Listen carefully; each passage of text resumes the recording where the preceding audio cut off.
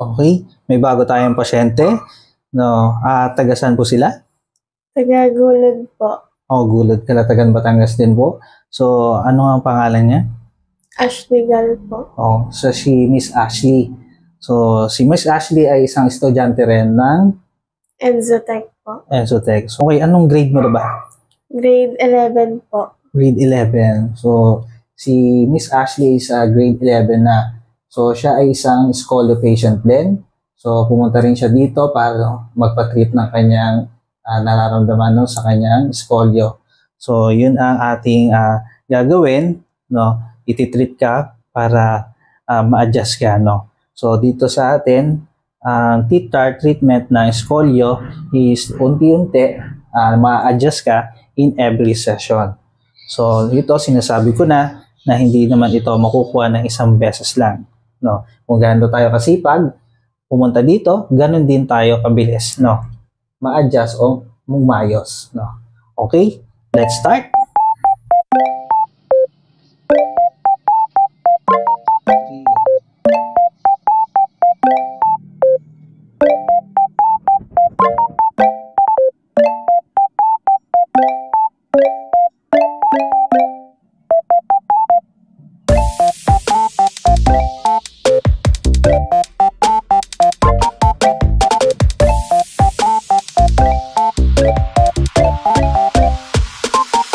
Tried so hard and got so far.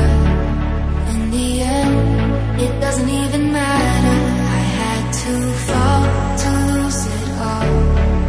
In the end, it doesn't even matter.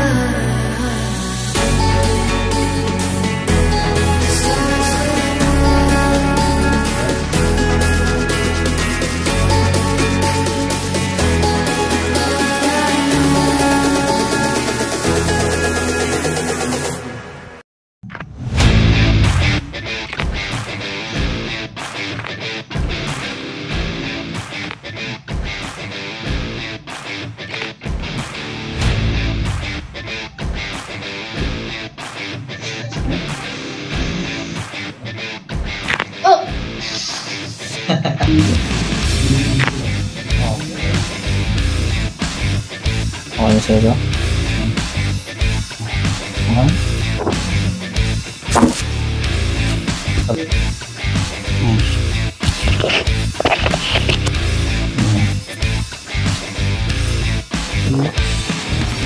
Lumabala na konti. Okay. Apa? Gila.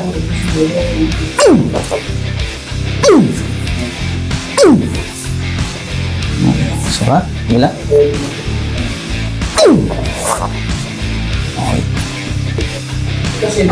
Ayan, no? Recompose tayo ng spine para dyan sa scolio mo, ano? Ready? Recompose tayo. Okay, huwag kakagitin ng dila ha, para hindi masaktan ha. Okay, yan.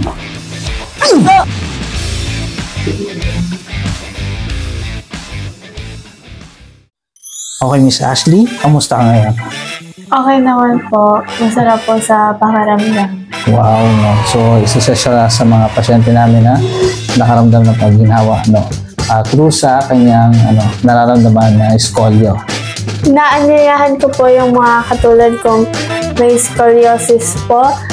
Pwede po kayo magpa-check dito sa TTAR near Alaetonios po. Malapit po sa may Medicare if gusto nyo pong ma-align yung bones nyo po.